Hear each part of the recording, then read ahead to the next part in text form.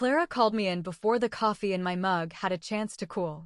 Her office always felt like a showroom. An oversized glass desk, a white orchid that never wilted, the view of other people working. She held a printed email between two fingers the way you hold something you don't want to touch. She didn't ask me to sit. She instructed me. I sat anyway, spine straight, hands folded, eyes on the reflection in her desk. Her voice was smooth and bright, like a TV anchor selling catastrophe. She said my afternoon medical appointment was actually an interview with Summit Wave. She said that made me disloyal. Then she said I was terminated, effective immediately. The words landed clean, without echo. I felt the sting, yes, heat at my throat, the blood thumping in my ears, but it passed fast, like touching a hot pan and learning not to touch it again. I asked if she wanted to hear my side. She didn't. The orchid got more empathy than I did. Security was already looped in. She nodded toward the door and someone stepped in, a man whose shoes squeaked against the polished floor. He wasn't rude, just efficient. I stood. Clara lifted the printed email higher, almost like a prop, in case I'd missed the moral of the scene. They walked me back through the corridor where I'd spent 6.5 years building other people's launches, reputations, wins. Screens glowed. Heads turned. Whispers ran ahead of me and doubled back. I kept my pace even. Someone's keyboard stopped clicking as we passed. That silence felt louder than the rest. At my desk, the guard waited while I packed. A framed photo.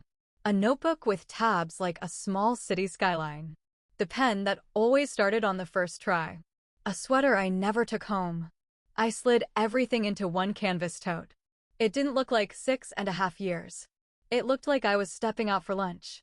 Paige from the front desk appeared and quietly placed a small box of paper clips into my bag, as if I might need them, as if neat endings could be stapled into place.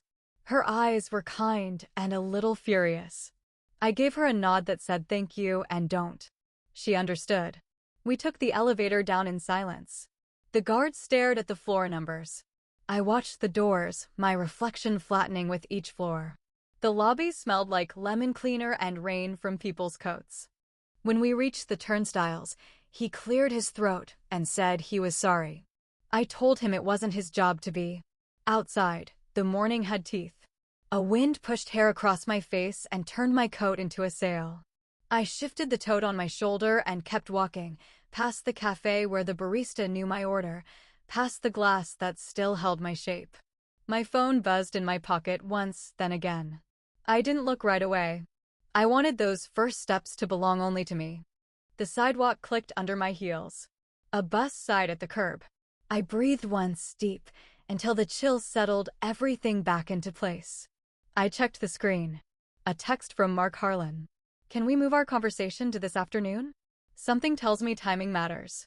My heart didn't leap. It aligned. Loyalty? I had given it, long and quiet, to a place that cashed it like a coupon. Would you call that loyalty or leverage? Another buzz, this time an email notification with my name in the subject line and Clara's too. People were moving fast. I tightened my grip on the tote and crossed the street as the light changed. Somewhere above me, in an office I no longer belonged to, someone was telling a room that I deserved this. Somewhere across town, a door I hadn't fully knocked on was opening.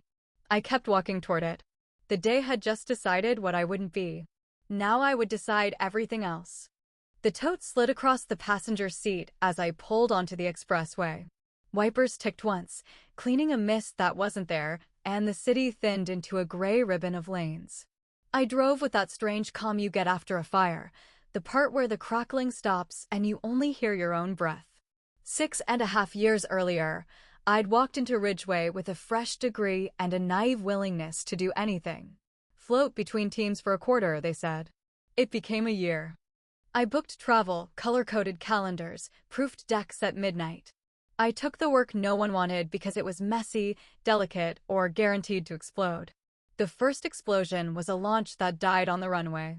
A Friday night bug, a Saturday morning headline, a client ready to cancel everything by noon.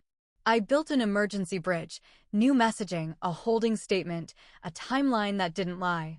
We put the CEO on camera, small and human, not glossy and defensive. By Monday, the outrage had cooled into relief. Mark Harlan called me the only adult in the room, and I filed that sentence behind my ribs for later. That was when Summit Wave became mine. Not officially, of course. Officially, it was Ridgeway's flagship tech account. Unofficially, when the room got hot, they looked for me. I knew their products, their rhythms, their tells. I could hear the difference between a delay and a disaster by the quiet in Mark's voice. I cut 6-week turnarounds to 2. I wrote briefs like maps and left no one lost. Clara praised me in meetings like I was part of her brand. Vanessa's initiative, Vanessa's foresight, Vanessa's calm under pressure.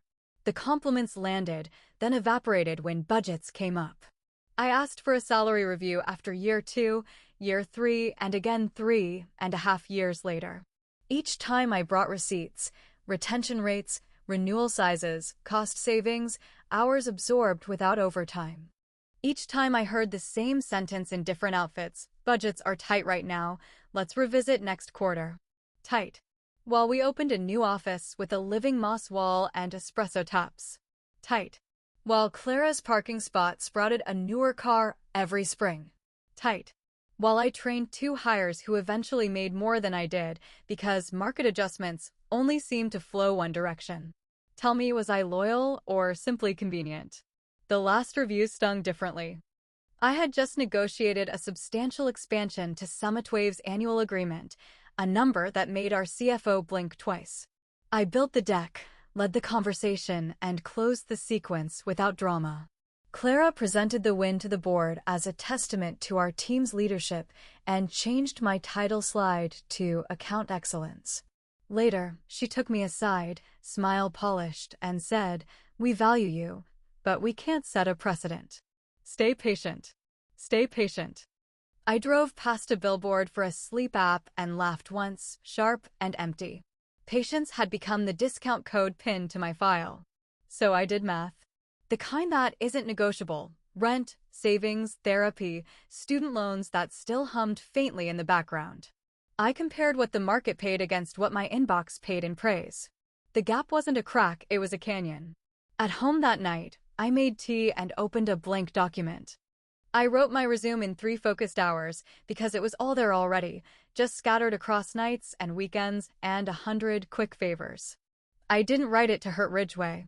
I wrote it because I was done outsourcing my worth. Nina came by with takeout and the blunt mirror only a best friend can hold. She had watched me collect next quarters like souvenir mugs. She called it what it was: slow disrespect. I listened, quiet, because truth sounds louder when you stop defending the thing that hurts you. When the resume was clean, I drafted one email. Not a plea, not a pitch, just clarity. I asked Mark if he'd ever considered building partner strategy in-house and if a conversation might be useful. I reread it twice for tone, once for respect, and left the subject line simple: coffee. He replied the next morning. He said he wasn't recruiting me, wouldn't do that to an active partner, but he was thinking about the function and would welcome my perspective. We set a time a few weeks out. No promises. Just air. From there, the months moved like a metronome: deliver, defend, repeat. Ridgeway expanded headcount and ordered new chairs. I carried the weight I always carried and tried not to notice how light other people's workloads looked beside mine. Teamwork, Clara would say, and I would nod and check the timeline again.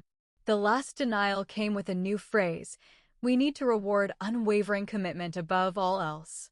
I felt something small and final click off inside me. Commitment wasn't the issue. Reciprocity was. I closed my laptop that night without anger. Only certainty. I printed nothing. I packed nothing.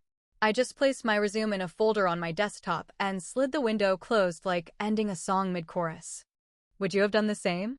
Weeks later, as our coffee date approached, I felt a different kind of steady, like stepping from a lurching boat onto dry wood. I wasn't planning revenge. I was planning options. And the moment I chose that, the story began moving faster than even I expected. My apartment felt too quiet for a life that had just exploded. I set the tote on the kitchen table and heard the soft thud echo like a period. The air smelled faintly of citrus from last night's cleaner. My hands didn't shake until I reached for a glass. When they did, it was small and private, a tremor under the skin. I stood at the sink and breathed in fours. In. Hold. Out. Hold. I counted tiles instead of fears. Rent, insurance, savings, the line items that make adulthood heavy and real. The room narrowed for a second, then widened again, as if my eyes had to resize my future. My phone lit the countertop. Nina's name flashed across the screen with a string of question marks. I answered, and the comfort in her voice arrived before the words did. Eli had pinged her from Ridgeway's IT floor. He'd heard the memo being drafted, the one that would paint my firing as a lesson in loyalty.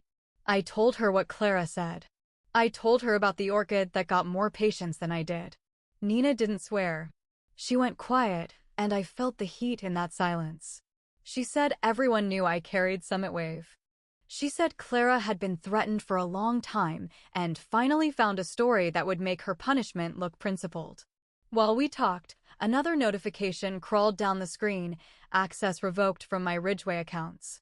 I pictured my inbox sealing shut, years of drafts folding into archive. It didn't hurt the way I expected. It felt like a door latching against a storm that had already passed. Nina asked if I was okay. I said yes, and it was almost true. She told me to drink water, open the windows, and remember the math we'd done a dozen times. I was worth more than the sentence they had scripted for me. Would you believe that if you were me? The phone vibrated again, this time Mark. I let Nina stay on the line and switched over. His tone was steady, not performative. He'd heard about this morning. He said he didn't want to cross any lines while I was a Ridgeway employee, but that line wasn't there anymore. Could I come by this afternoon? We could accelerate the conversation we started.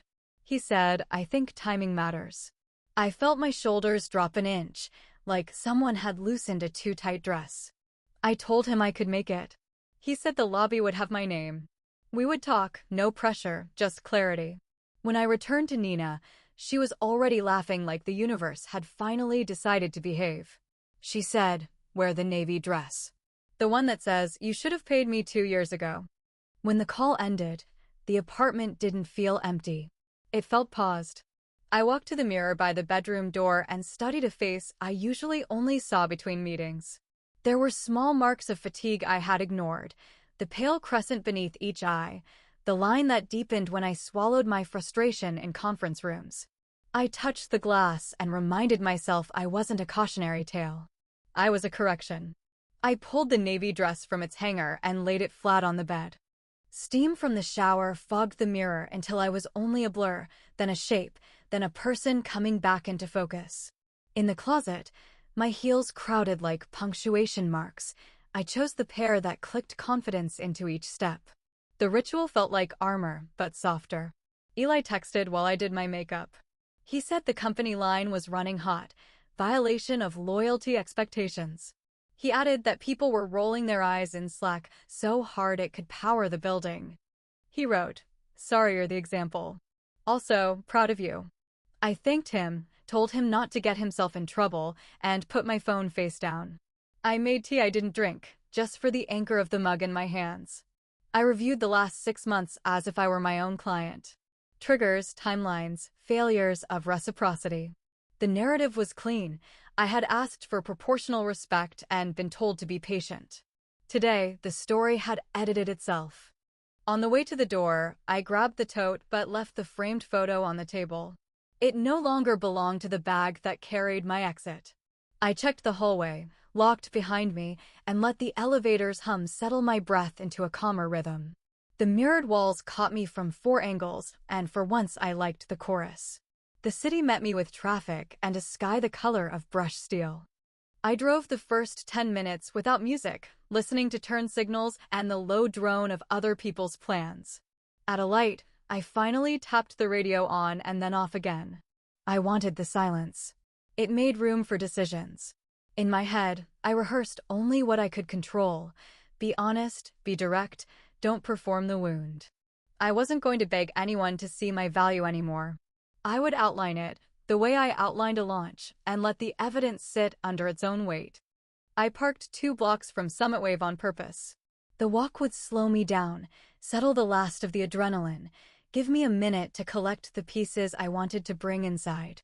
Wind pressed against my coat and then eased off, like a wave deciding how far to come. At the corner, my phone buzzed with a calendar invite conversation. Partner strategy, location set, 2 hours reserved.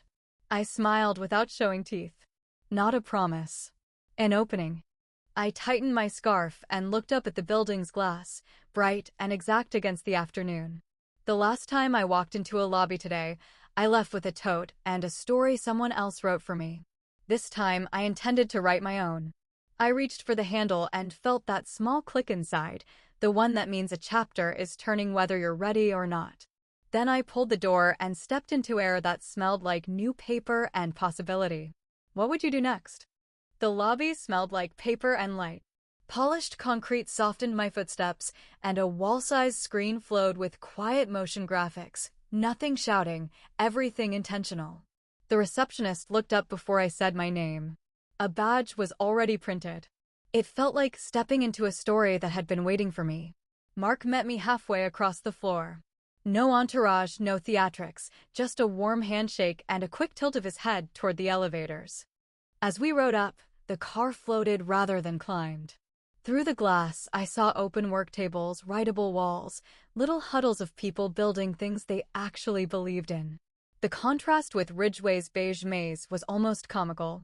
On the partner floor, 2 analysts I knew from past launches waved from a collaboration nook. One mouthed, "About time." I smiled and kept moving. My pulse slowed into a steady sync with the place. Mark's office wasn't bigger than it needed to be. A table, 2 chairs, a view that reminded you there was a world outside quarterly targets. He offered coffee. I asked for water. We settled, and the room held a quiet that didn't feel performative. He began with context, measured, respectful. Clara, he said, had called that morning to inform him she would personally oversee SummitWave's account now that I was gone. He set the sentence down gently, like placing glass on a table. Then he explained what I already suspected. Performance from Ridgway had been uneven whenever I wasn't personally driving. Their board had nudged leadership months ago to explore other agencies. They'd kept it discreet because change should be careful, not loud. He added one more piece. They'd never intended to pull me from a partner while I was still employed there. When I reached out for that coffee, the timing just aligned.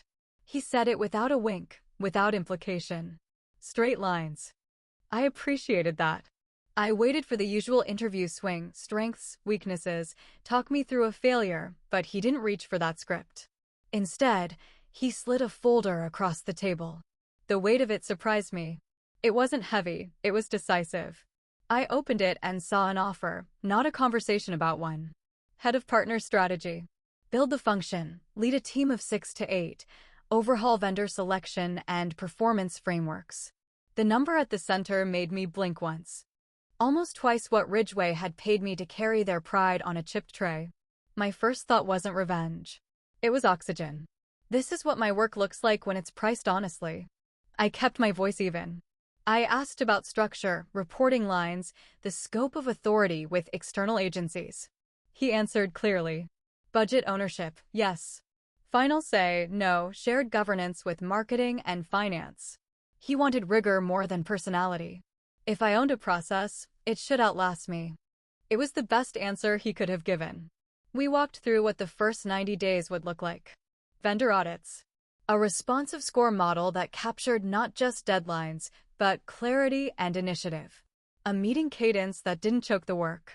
He mentioned Aurora Collective and 2 other potential agencies under review. If Ridgway stayed in the mix, they'd be judged by the same criteria. He watched me carefully then, as if testing whether my face would betray an agenda. I told him I didn't want to be anywhere near the final vote on Ridgway.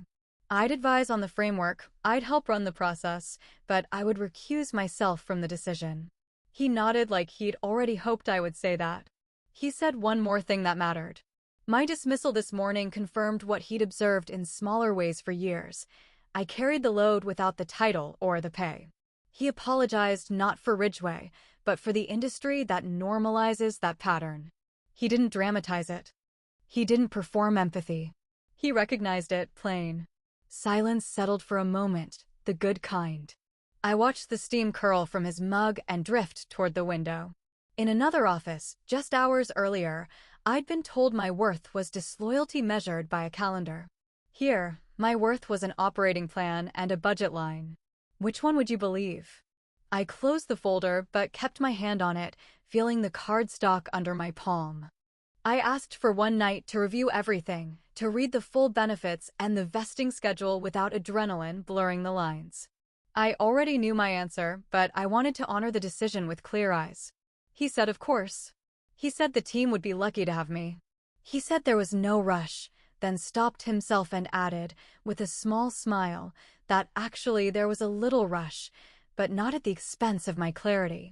He walked me through the floor on the way out. I saw a workspace labeled War Room that looked more like a comm studio.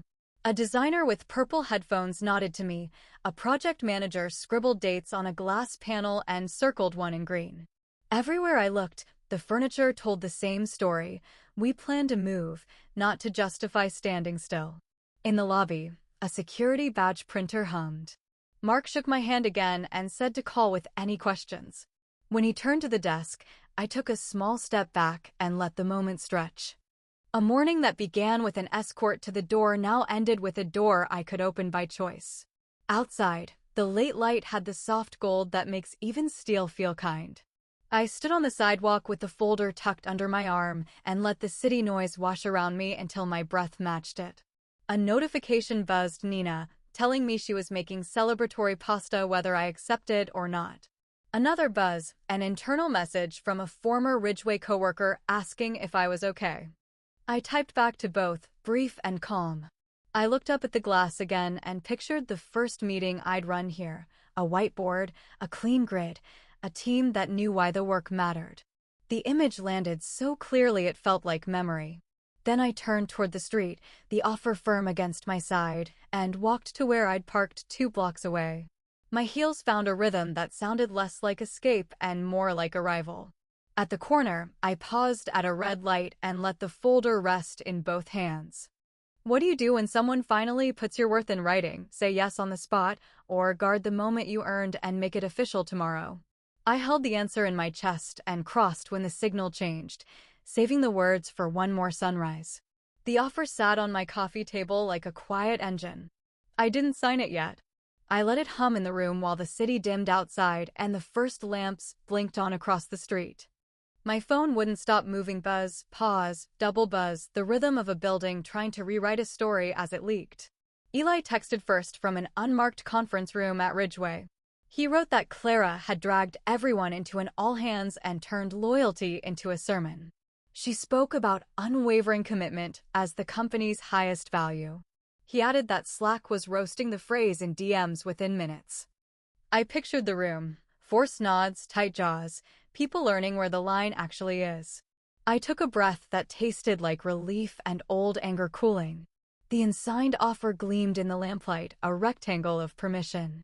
I traced its edge with one finger and let the noise roll through me without lodging anywhere. Paige messaged next from the front desk. She said Clara looked rattled, tight smile, tighter voice. Several doors were closed that were never closed.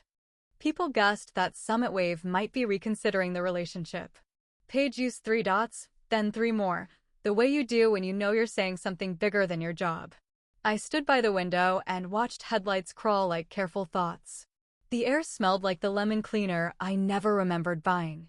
My reflection asked a question I already knew the answer to. What do you owe a place that cashed your loyalty like a coupon? Another message from Eli. Someone had cut together a meme about commitment with the espresso taps from the new office. It was petty. It was perfect. It was also a sign morale doesn't boot unless it's tired of clapping. The phone rang then, not a buzz, not a ping. A call. Unknown number, local area code. I let it ring once more, then answered. A measured voice introduced herself, Margot Lee, Governance Committee Chair. She sounded like someone who solves problems without raising her pulse. She said she'd reviewed materials about my performance and pay history and wanted to discuss what happened this morning. Would I meet her tomorrow? Her tone didn't ask for a fight, It asked for facts. She implied Clara might have acted without appropriate oversight. The word oversight landed like a dropped coin in a quiet church. I told her something rare for that kind of call, that I had an offer elsewhere, a firm one, and I wasn't interested in negotiating my way back. I would meet, yes, because truth deserves a listener. But my decision wasn't about a number, it was about a pattern. She paused, respectfully, and thanked me for my time. She gave me a conference room, a time, and a promise to come prepared. When the line went dead, I realized my shoulders had been climbing toward my ears. I shook them down. The room felt bigger. I carried the folder to the balcony and stepped into the soft buzz of the city. Somewhere 2 blocks away, someone practiced piano badly and earnestly. The night air pressed cool against my skin. I set the offer on the small table and poured a short drink because sometimes a ritual steadies you better than a speech. A new email pinged. Subject line, welcome, pending paperwork. Mark's name above it, the Summit Wave domain neat and clean. Inside, a simple note. They were excited about the possibility. Here was a draft onboarding plan. No pressure to respond tonight. A postscript asked if I had any dietary restrictions for the team lunch next week. Should I accept? I smiled at the screen and at the quiet competence of the question. People who think ahead don't have to shout. I pictured my first 90 days again, the vendor audit grid, the responsiveness metric scored on clarity and initiative, the way meetings would end with decisions instead of homework disguised as progress. It felt like oxygen drawn all the way to the bottom of my lungs. Behind the glass, my apartment held the shape of a life I had built to fit around other people's timelines. Tonight, it shifted. The offer wasn't revenge, it was alignment. Ridgeway had taught me every skill they refused to price. Summit Wave was willing to pay for the same skill set without the apology attached. Another message from Paige slid across my screen. Whatever happens, you didn't deserve today. I typed back, thank you. Be kind to yourself in there. No gloating, no screenshots, no victory laps. The cleanest revenge is no performance at all. I picked up the folder and reread the benefits page, the vesting schedule, the calendar of holidays that meant nothing until you didn't have to ask permission to enjoy them. The numbers were clear. The subtext was clearer. You mattered here before you walked in. I thought of Clara and her glass desk and the way she held that printed email like a talisman. What kind of leader confuses fear with respect? What kind of culture treats exits like a morality play? The drink warmed a small circle behind my ribs. I let myself feel everything: grief for wasted patience, gratitude for the push, pride that I hadn't let bitterness steer the wheel. I promised the future version of me that we wouldn't explain ourselves to bad faith again. Inside, my phone lit with one more note from Nina, 3 knife emojis, 1 heart, then sleep. You have a queen's morning. I laughed out loud, full and unguarded. She was right. Tomorrow required rest and clarity, not adrenaline. I slid the balcony door shut, set the folder back on the coffee table, and turned off the overhead light. The room softened around the lamp's small halo. I placed a pen beside the offer, not to sign tonight, but to respect the ceremony of yes. Then I set an alarm, plugged in my phone, and felt the kind of fatigue that means you finally stopped holding the wrong door closed. In bed, I stared at the ceiling and let my thoughts ladder up and down the day. Fired at 9. Offered a future at 2. Called by a board member at 7. That's not chaos, that's sequence. When you stop twisting yourself to fit a story that harms you, the plotline snaps into its real shape. My eyes closed on a quiet question. If the people in that building are finally forced to see the cost of neglect, will they learn, or just look for another person to carry it? Morning would answer part of that. Margot would bring a folder. I would bring a line I wouldn't cross again. And the pen on my coffee table would still be waiting. The lobby scanner blinked red at my old badge and green at my guest one. Paige looked up, relief softening her shoulders. She slid a visitor sticker across the counter and lowered her voice. People thought what happened was wrong. She didn't say unjust. She didn't have to. I thanked her with a look and walked to the elevator that once knew my schedule better than I did. The ride up felt slower as a visitor. The mirrored walls showed a steadier version of me than yesterday's exit, same navy dress, different spine. I counted floors instead of seconds. The doors opened on a hallway that smelled like burnt coffee and politics. A conference room waited with glass on 3 sides and one wall determined to be serious, matte gray, a clock that didn't tick, a carafe of water sweating onto a coaster. Margot Lee stood when I entered. Her handshake was balanced, firm enough to mean it, light enough to say this wasn't a duel. She gestured to a chair and a slim folder. The chair didn't squeak when I sat, details like that tell you what kind of meeting it will be. She began without ceremony. She had reviewed my evaluations, renewal numbers, and the 3 written requests for salary adjustments. She had read the notes dismissing each request with variations of tight budget. She had highlighted the section of company policy that addressed outside interviews. It didn't ban them. It reminded managers to handle them with discretion. She slid a page toward me. It was a salary history table, columns, dates, numbers that never quite reached the line I'd been told to wait for. The misalignment wasn't dramatic. It was persistent. That's how you build a resentful culture, not with a cliff, but with a slope. Margot didn't editorialize. She let the paper do the work, then added context like a judge who respects evidence. The termination for disloyalty lacked footing in policy and precedent. The decision had not gone through proper review.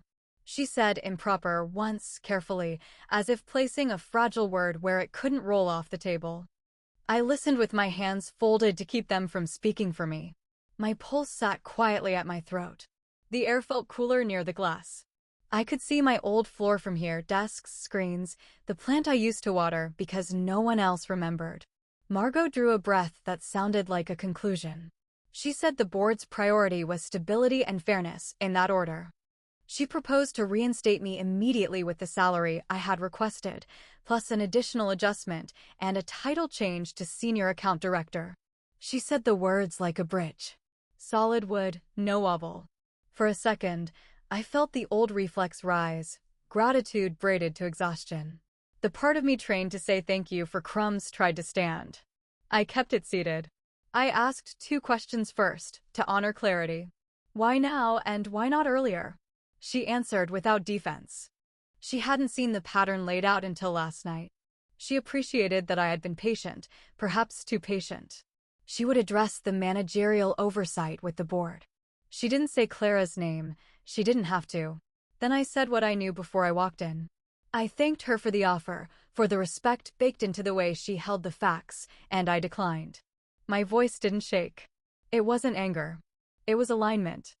I told her I had a firm offer elsewhere and that the decision wasn't just about a number. It was about the years between the numbers. It was about hearing next quarter until the calendar lost meaning. It was about learning that loyalty, here, meant quiet tolerance of imbalance. I said if recognition had come sooner, maybe this room would feel different. Respect is measured in timing as much as titles. Margot absorbed it without flinching. She nodded once, like a doctor confirming a diagnosis the patient already knew. She asked, not as leverage but as curiosity, what could have changed the outcome. I answered simply, earlier reciprocity, transparent criteria, and leadership that didn't confuse fear with respect. She closed the folder. The sound was small and final.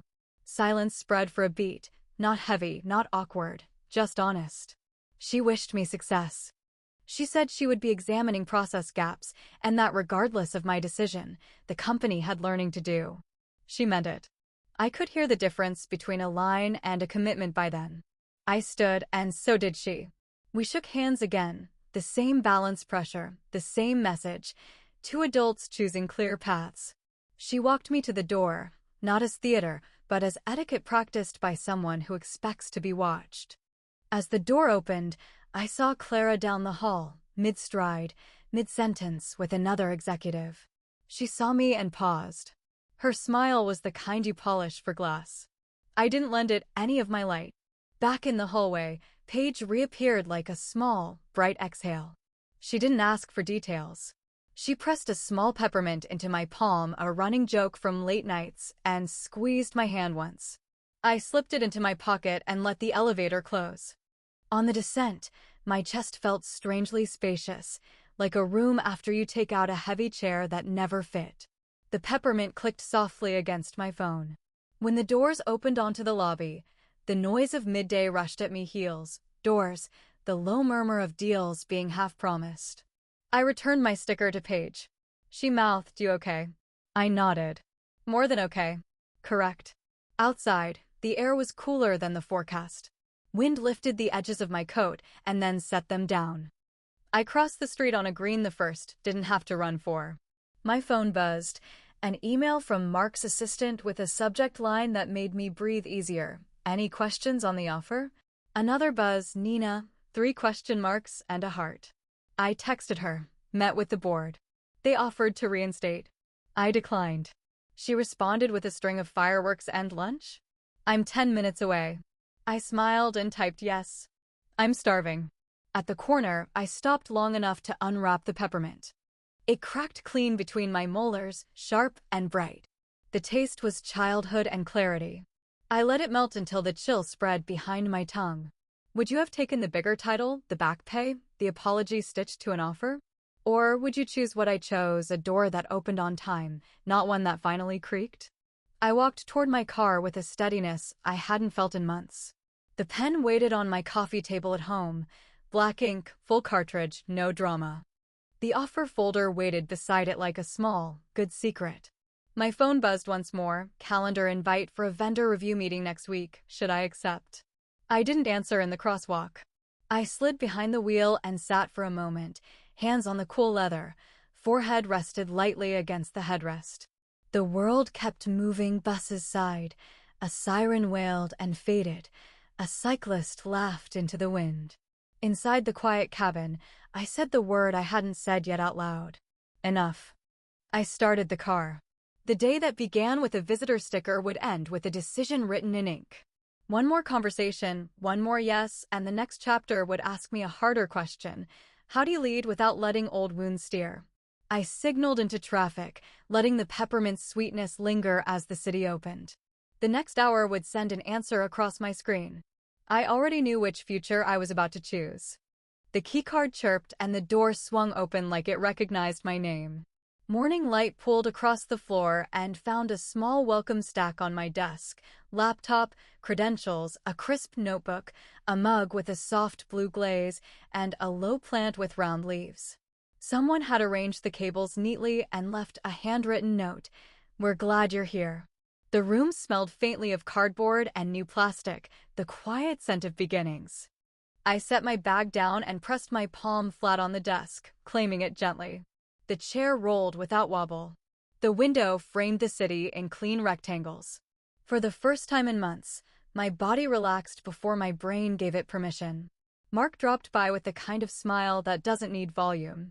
He pointed out the team area 2 doors down, 6 partnership specialists at clustered tables, screens raised, the low murmur of people actually making things. We walked over, and he made the introductions with care, not rush. I gave them my version of hello, who I am, what I value, how I make decisions when the room gets hot. "We will measure responsiveness by clarity, not panic," I said. "On time and useless is late. Questions are oxygen. If you need me, use my door." I kept it short. Early speeches invite eye rolls. I asked what was blocking them today. 2 blockers surfaced, both fixable. We set a 10-minute stand-up cadence for this week only, then a calmer rhythm after. The team exhaled as if someone had opened a window. At 10:20, Mark reappeared with a nod toward the executive floor. "Join me." His tone carried both invitation and weight. I took my notebook and walked beside him through a corridor lined with whiteboards that refused clutter. The elevator's hum steadied my breathing. I counted the seconds between floors and let my shoulders settle. The conference room was glass and wood, warm rather than performative. The chief marketing officer and chief financial officer were already seated, no introductions needed. We'd met across tables for years. Water glasses, muted slides on the wall, the quiet dance of adults who have learned how to disagree cleanly. The CMO began. The Ridgeway renewal was approaching. Concerns about uneven quality predated yesterday's drama. Several agencies were under review, Aurora Collective among them. They wanted my candid view on capability, process, and risk. The CFO added they valued decisiveness, but hated rework. If we changed horses, it should be for the right reasons, not theater. There it was, the cleanest opportunity for revenge I would ever see. I could tilt the table with a sentence. I could drag old slights into today and call it truth. My pulse ticked once, then steadied. I opened my notebook to a blank page and wrote the word principles at the top. Not for them. For me. I described the framework I'd build regardless of vendors. A responsiveness index that captured purpose, not just speed. A clarity score. Did they ask the right questions early or burn hours guessing? A strategic contribution line. Were they pushing insight or simply decorating briefs? A continuity factor. If the lead disappeared for a week, did the process still produce coherent work? I sketched a simple grid so finance could see risk without squinting and marketing could defend choices without slogans. I kept Ridgway's name out of my mouth. I focused on behavior, not brand. Then I did the thing my pride didn't want but my integrity required. I said I would formally recuse myself from the final vote on Ridgway. I would help design the criteria, sit in on Q&A, and document variants. When it came time to choose, my chair would be empty. I won't let history, good or bad, color Summitwave's decision, I added. This process needs to stand up on its own. Silence followed, but the easy kind. The CMO's mouth curved into what looked like relief. The CFO tapped his pen once, pleased that words like index and variance had entered the room without jargon clinging to them. Mark kept his expression neutral, the respectful distance of a leader who lets a decision speak. The CMO asked for specifics on timelines and thresholds. I offered a 2-week window for RFPs with a shared briefing to prevent theater. I proposed a 48-hour response guarantee for critical path questions during the trial, measured against a baseline we'd set up front. I suggested scoring that weighted consistency and strategic lift more than portfolio shine. Pretty is easy, durable is priceless. Wouldn't it be easier to push the knife and call it justice? The thought arrived and passed like a shadow from a fast cloud. Easy isn't the same as right. I underlined durable and closed my pen. We left the room with decisions, not homework. Legal would help draft the recusal memo. Procurement would route the RFP with clear scoring sheets attached. Marketing would schedule vendor sessions in slim, focused blocks. Finance would own the final calculation. The story would follow the math. Back at my office, the welcome plant seemed brighter. I typed the recusal email slowly, tested every sentence to make sure it carried weight without theater. I copied the CMO, CFO, legal, and Mark. I attached the framework as a 1-page grid with plain language and no adjectives that puffed their own chests. Before hitting send, I took one breath with my hand on the mouse. The cursor pulsed like a heartbeat. I clicked. Mark appeared in my doorway a few minutes later. He didn't bless me with approval. He simply said, "Good framework," and asked if I needed any additional staff after the first month. I liked that sequence, principle, then resourcing. We sketched a path for a senior analyst in month 2, a process coordinator in month 3. I promised to write role scopes that outlived personalities. The team pinged with small questions as the day unspoled. I answered what mattered and pushed the rest back where it belonged. By late afternoon, the floor had a new tempo, fewer pings, fewer quick calls, more clean notes. I walked past the collaboration tables and heard thinking instead of scrambling. That sound is addictive once you learn to recognize it. I could feel Ridgway at the edge of it all, like weather, present, changeable, outside my control.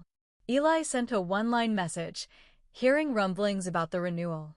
I replied with a thumbs up and nothing else. Paige liked a post I shared about process design. I didn't click her profile. Lines matter even when no one's looking. Late daylight slid across my desk and turned the notebook's edges gold. I wrote the next 90 days as headlines: audit, calibration, rhythm, runway. The words steadied me. Strategy is just love for the future in a language operations can hear. My inbox chimed. Procurement had sent the RFP packet. The agency's list was shorter than I expected and smarter than I feared. Ridgway was on it, of course, bolded like everything familiar. I added a neutral note about scheduling and declined the invitations that would cross my recusal. Boundaries are easier to keep when you set them early and in writing. I closed the laptop and let the room fall quiet. Somewhere down the hall, someone laughed the unguarded laugh that happens after a good solve. I stood and looked out at the city, the glass catching a sky that refused to decide between blue and pearl.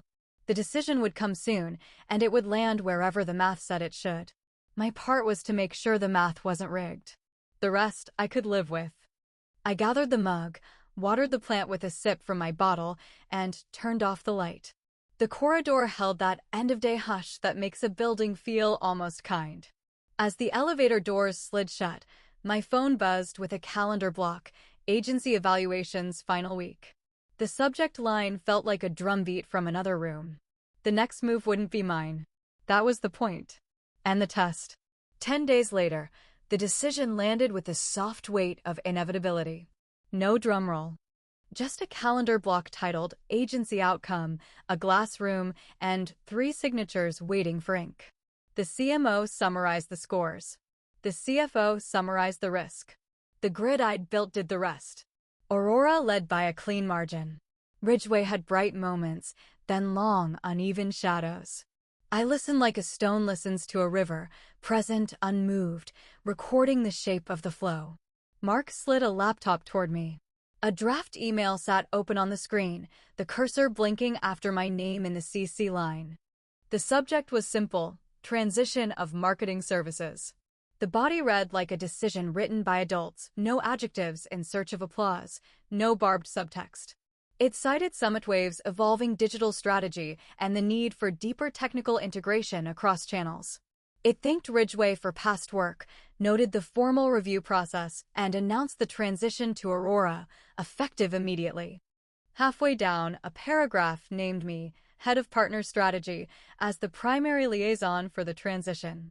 It listed a short, exact deadline for transferring files, assets, and credentials.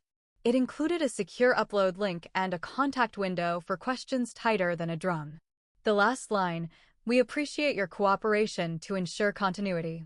Not a threat. A boundary. I read it twice and felt the smallest click of alignment behind my sternum. Not payback. Process. "Do you want any edits?" Mark asked, voice quiet enough not to rattle the moment. I adjusted 2 phrases from soft apology to plain speech. I removed a sentence that tried to explain too much. I added a bullet that required delivery of working files, not just final exports. If you've ever watched a company hold source files hostage, you learn to write the lock before anyone touches the door. Would you believe the cleanest revenge is a calendar date and a deadline? Legal reviewed in real time.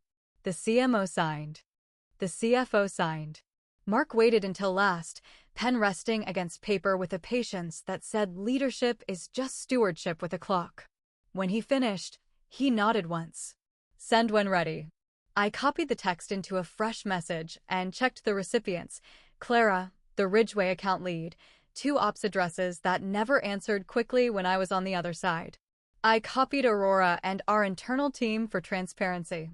I attached the transition checklist, brand systems, campaign files, raw assets, licensing confirmations, analytics admin access, media plans, billing closure. I read each line aloud in my head, listening for any room where ambiguity could hide. Before I hit send, I looked out at the floor. My team worked in that low, satisfying murmur of people doing what they're good at. The plan on the wall still held the rhythm we'd set on day 1. I wanted that sound to keep going. This email should protect their work from drama, not feed it. I clicked. The message left my outbox with a small whoosh, digital and final. In another building, the sound would be a chime on Clara's laptop, a line at the top of her inbox that reorganized her week, her quarter, her narrative. I imagined her reaching for that printed authority she used like a shield and finding only paper. Mark exhaled, not relief, not victory, completion. He skimmed the sent copy, then handed me a short list. "Transition milestones," he said. "If anything slips, escalate early." I nodded. We weren't gloating. We were working. The first replies came fast. Aurora confirmed receipt with a clean checklist of their own. Procurement asked for a shared tracker. Legal asked for the timestamp on Ridgeway's last retainer invoice. I answered each without flourish. The job wasn't to savor a moment. The job was to make sure the moment didn't spill. An hour later, Ridgway responded with an automatic, "We've received your email." Then silence, the kind that hums through walls. I scheduled a brief with my team and kept it short, neutral tone, tight asks, no commentary on the decision. We assigned owners for each asset line, set a shared folder, and wrote dates on the glass so no one had to ask twice. In the afternoon, the handoff began to take shape. Aurora requested admin access for analytics. Ridgway asked for clarification on the scope of all working files. I pasted the exact sentence back, the one that leaves no air for interpretation, and added, "Please deliver by the stated deadline to avoid impact on live campaigns." No italics. No heat.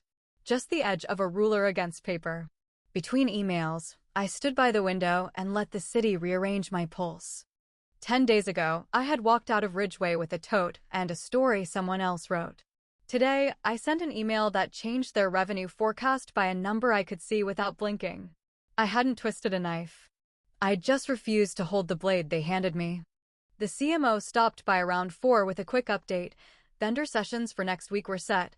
Onboarding with Aurora would start in parallel with offboarding from Ridgway, and our first sprint would be small on purpose, to prove the new rhythm before we scaled it. She thanked me for the framework. I told her frameworks are just promises you can measure. She laughed and said to write that on a wall. Near 5, my screen flashed with a meeting invite from Ridgway Ops, transition kickoff, 30 minutes. I accepted. The agenda was 3 lines long. Clara wasn't on it. I didn't search for her name. Curiosity pretends to be harmless. Sometimes it's just hunger wearing lipstick. We joined by video. Faces I knew tried to decide what to do with their eyes. I kept mine kind and steady. We ran through the checklist, assigned channels, confirmed the secure upload. I repeated my 2 sentences about timelines and continuity. No one argued. People rarely do when the math already happened. After the call, I wrote a short note to my team. "Thank you for staying clean under pressure. Thank you for keeping questions crisp." I sent it and sat back. My office hummed softly, air vent, distant printer, the quiet hydraulics of a building swinging on schedule. Somewhere across town, a glass desk would tilt under the weight of a truth it had avoided. Somewhere near a front desk, Paige would see new meetings popping onto calendars like rain. I didn't need to see any of it to know it was happening. I packed my bag slowly, the plant's round leaves throwing little coins of shadow on the desk. The elevator doors closed on my reflection and opened on a lobby full of people heading home to their own plot twists. Outside, evening carried the color of good steel. Would I ever call this revenge? No. Revenge needs witnesses. Integrity doesn't. I crossed the street and felt the phone thrum once in my pocket, an unread message I chose not to check at the curb. The light changed. I stepped off the line and into the crosswalk, the day's clean edges fitting together like a final click in a well-cut puzzle. Tomorrow, the ripples would reach me anyway. The question was simple. Would I stay above the water or let old currents pull? The first ping hit before my second sip of coffee. A connection request lit my screen page with a quiet message tucked behind it. She wrote that the office felt like a storm cellar after the siren. Emergency meetings, closed doors, people pretending to type while they updated resumes and other tabs. Would you open that message right away, or let it wait until your heart slowed? I clicked. She said Clara's smile looked lacquered on, that Ops was building war rooms with no plan inside, and that 2 account managers had asked her for references off the record. She ended with a line I didn't expect. "You handled all of this with so much grace."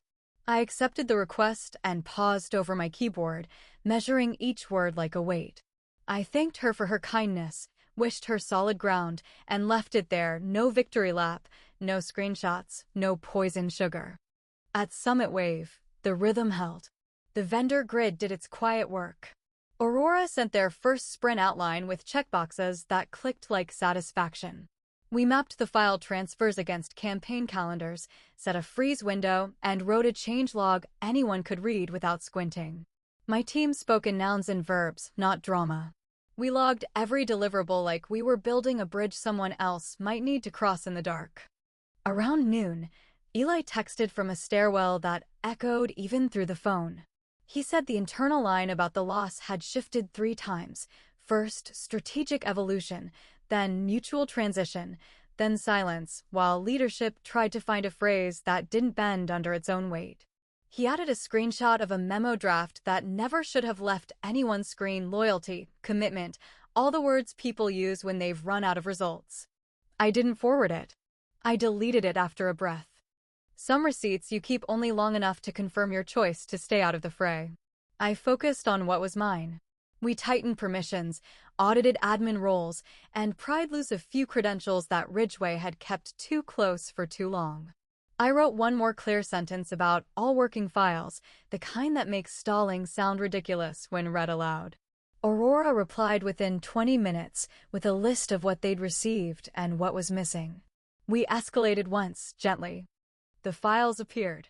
Process, not volume. Mid-afternoon, Paige sent a short line that felt like a siren cut mid-wail. The board just booked an extraordinary session. No details. No speculation. Just a time and a room number and the wait that follows both. I pictured Margot's slim folder opening and policy language finding its spine. I also pictured the assistants, the coordinators, the junior staff trying to read futures in calendar blocks.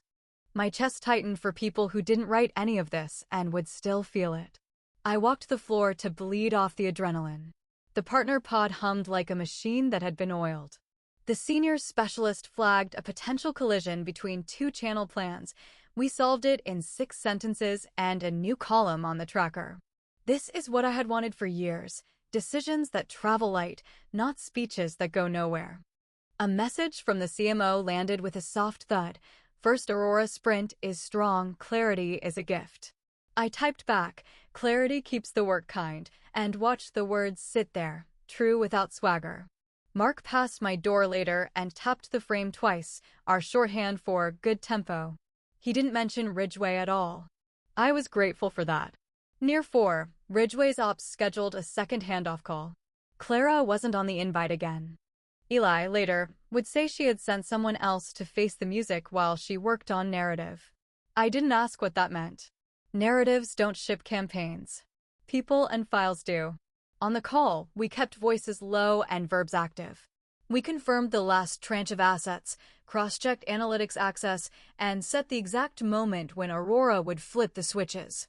One of Ridgway's coordinators sounded young and tired. I softened my tone a half step and repeated the continuity line. I wasn't here to make anyone bleed. I was here to make the work keep breathing. When the call ended, a new message from Paige slid into my private inbox. She said a senior account director had resigned on the spot after being told to spin the Summit Wave loss as a portfolio optimization. People laughed in the bathroom, she wrote, the kind of laugh that happens when dignity defeats fear for a minute. She added that Clara had canceled an evening donor event and that Margot had walked the floor without an entourage, eyes calm, taking notes. A small, clean reveal tucked in a normal sentence. I typed back one line, take care of yourself. Then I closed our thread and placed my phone face down. Above me, the HVAC whispered. On my desk, the plant's round leaves made little moons on the wood. For a moment, I let the old anger rise. How easy it would be to throw a match on the gasoline puddle and watch it bloom. I imagined a post on that professional network, something tight and devastating, the algorithm eating it like candy. I imagined the rush and then the hangover. Power that depends on witnesses is a fragile thing. I didn't need it. Instead, I opened a blank document titled Partner Rhythm Year 1.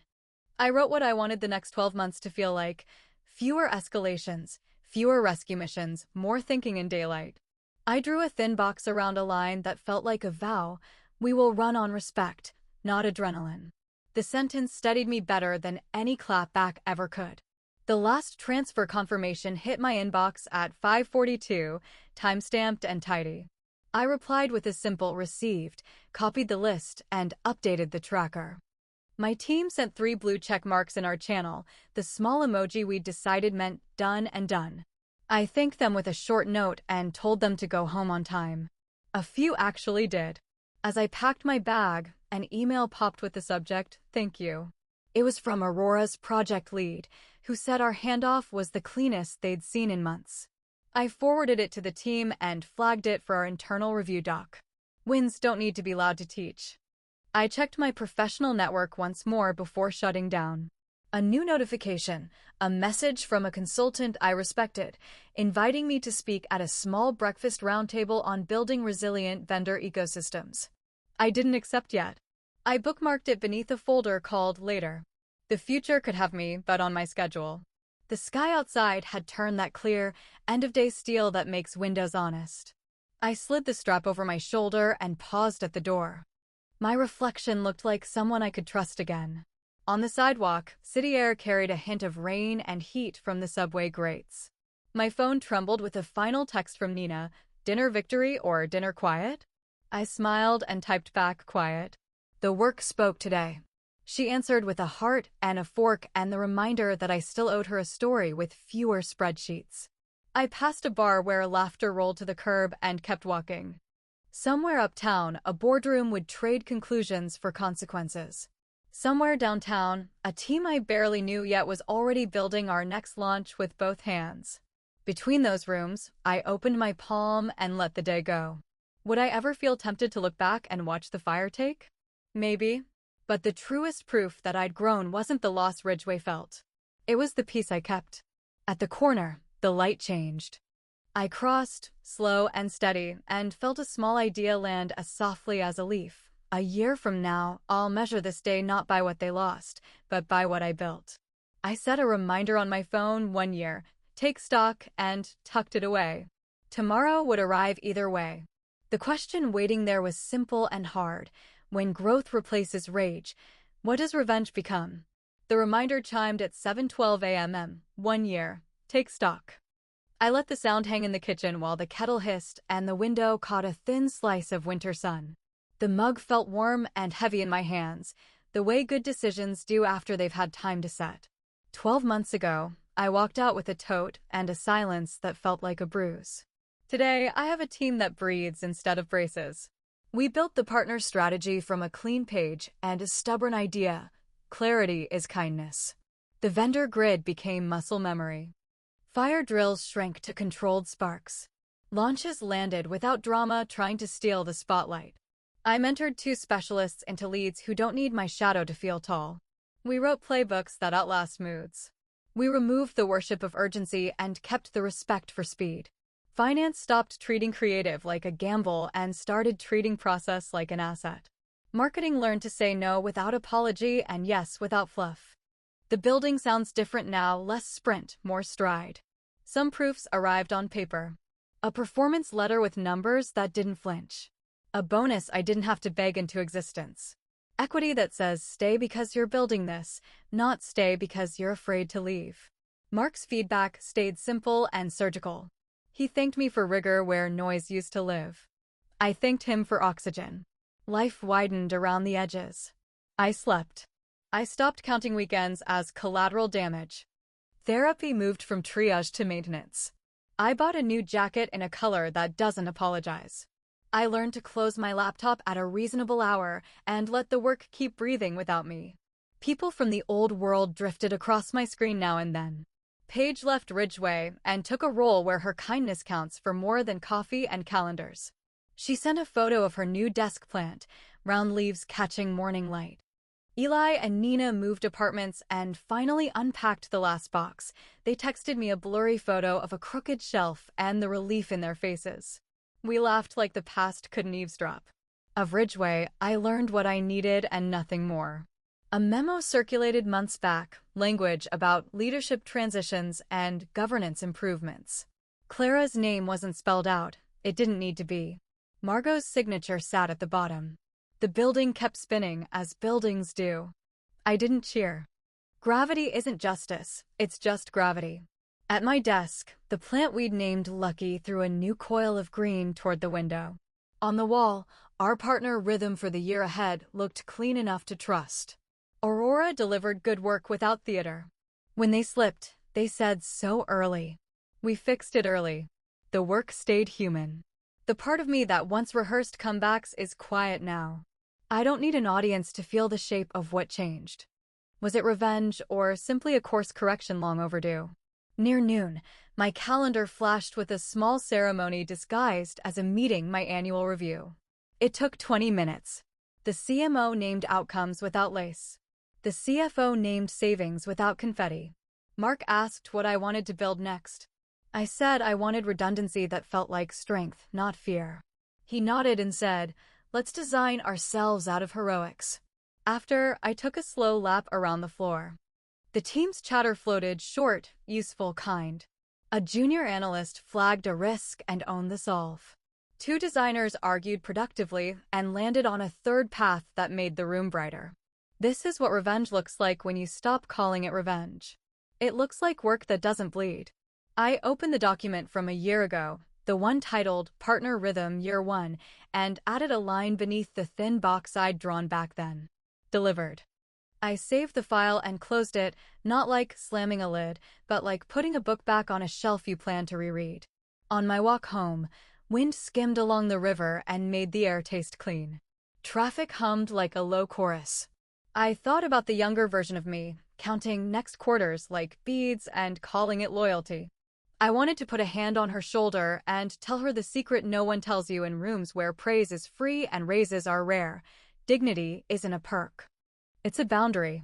I passed a cafe and caught my reflection in the glass, older by a year, yes, but steadier in the eyes. My phone buzzed with a message from Nina, a photo of pasta and a caption that read, "Wednesday victory." I typed back, "Victory is quiet tonight." She sent a heart. That was enough. At home, I set my keys in the bowl and let the day settle around me like a well-cut coat. The reminder that started the morning had done its work. I'd taken stock. I'd measured by what I built, not by what anyone else lost. I walked to the window and watched the city choose its lights. Somewhere out there, someone was collecting compliments and waiting for the raise that never comes. Somewhere else, a woman would decide today was the day she would stop asking and start moving. I wished her steadiness. I wished her witnesses who didn't need a show. The kettle hissed again.